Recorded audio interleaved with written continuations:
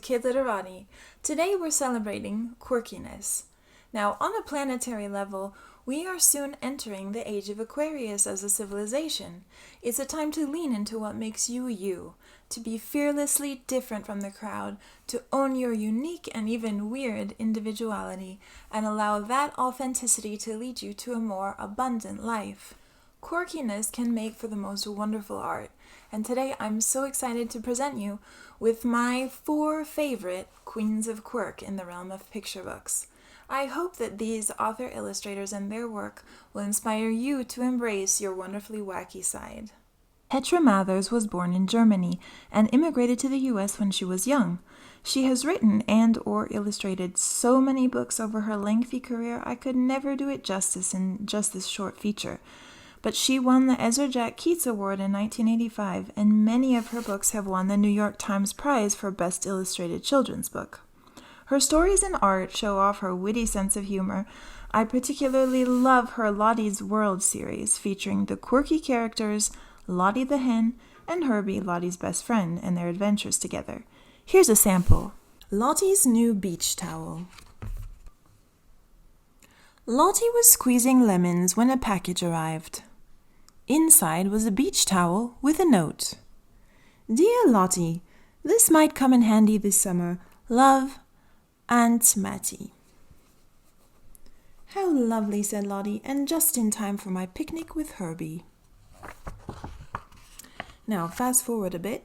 Lottie arrives down at the beach and realizes the sand is too hot to walk on. So she devises a plan with the brand new beach towel. The towel!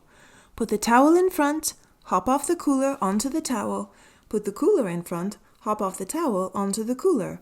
Towel, cooler, off, on, all the way down to the water.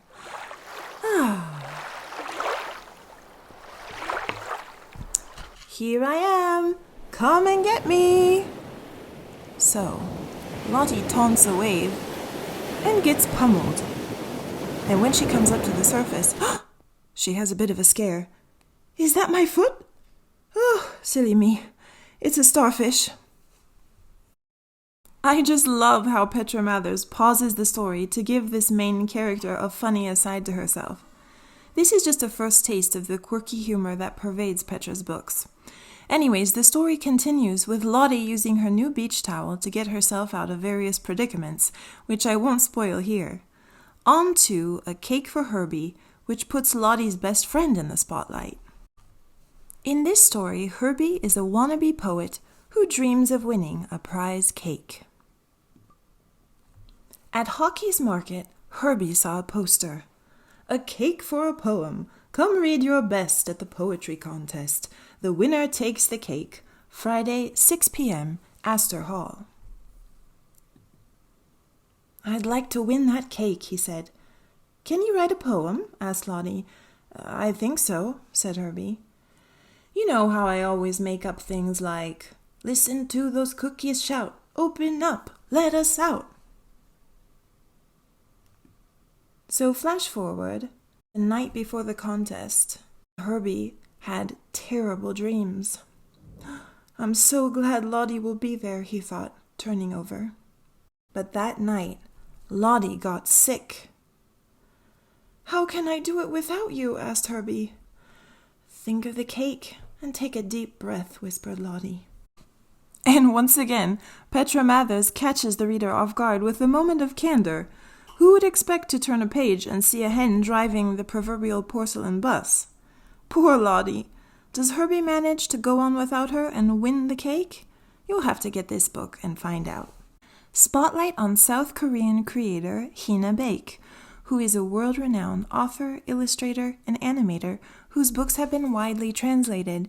She won the prestigious Astrid Lindgren Memorial Award in 2020. Her work features 3D art and the most imaginative flights of fancy. I'll be showcasing others of her books in my future videos, but today I'll focus on Magic Candies.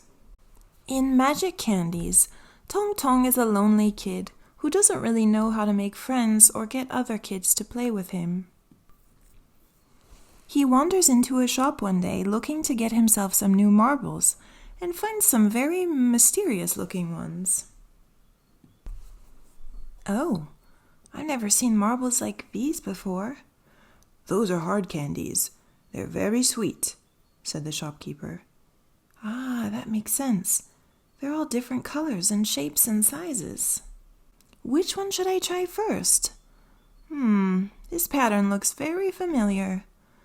Wow, it's so minty. I can feel cold air coming out of my ears. Hey, Tong Tong, it's me, Sofa. Your house sofa. The remote. It's stuck in my side. It hurts. Ow, ouch. It's the sofa. The sofa's talking. That's where the remote control is? As it turns out, each new candy that Tong Tong tastes enables him to hear the voice of a person or thing in his life that has, until now, been silent. His dog, his dad, who doesn't often manage to say, "I love you" out loud. Even Tong Tong's late grandmother, who speaks to him from the beyond. And maybe, just maybe, there will be a candy that helps Tong Tong find his own voice at last and empower him to invite other kids to play. I can't wait to share more of Heena's work with you in subsequent videos. Now for Andrea Zuill's always fresh voice and expressive illustrations. This American author-illustrator has won many honors, including the impressive Disney Imagineering Award. She also created the poster child of endearing quirkiness in her hit picture book, Sweetie. Here's a sampling. Sweetie. Sweetie was awkward, even for a naked mole rat. Please note that naked mole rats are born without fur, not without the love of clothes. The illustrator is grateful for this since she didn't have to draw a bunch of highly embarrassing pictures. Well, aren't you Grandma's little square peg? Her own grandmother called her a little square peg. Sweetie didn't exactly know what that meant, but she did know that she didn't always fit in. Occasionally, Sweetie did things that others had a hard time comprehending, like the day she gave her book report through interpretive dance. Psst, what book is this? If you don't own this book, you're missing out. It's the best ode to being yourself since my old favorite, Stand Tall, Molly Lou Melon by Patti Lovell and David Catrow. And that's saying something since these two books were published nearly 2 decades apart. Last but not least, there's a new Queen of Quirk in town, and she's oozing with talent. Her debut, Soaked, established author-illustrator Abi Cushman as a master at creating memorable read-aloud moments. Not only does she create zany animal characters loaded with personality, she always weaves delightfully unpredictable twists throughout her stories. Her newest book, Wombats Are Pretty Weird, seems like the perfect title to end this inventory of quirk. But I contacted Abi to see if she would share a favorite quirky spread from each of her 3 books, so here they are. From Soaked, this hula-hooping moose will surely go down in history. In Animals Go Vroom, children are invited to guess what's making the sound announced on each spread before turning the page. Here we have the sound squeak. We guess it's a mouse, but when we turn the page, we find out it's actually a unicycle being ridden by a mouse. Ha! Richard Scarry fans will be all over this. And finally, a spread from Wombats Are Pretty Weird, which just released. Get this new book and discover why wombats are in the running for quirkiest animal on Earth. Et voilà! 4 author-illustrators who know just how to work their quirk. Petra, Andrea, Heena, and Abi. All hail to you, the Queens of Quirk.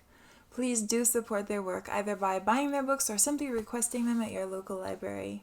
And thanks to all of you for joining me once again here on Kid Literati. I'll be back real soon, but in the meantime, let me know in the comments what quirky works you love. A bientôt!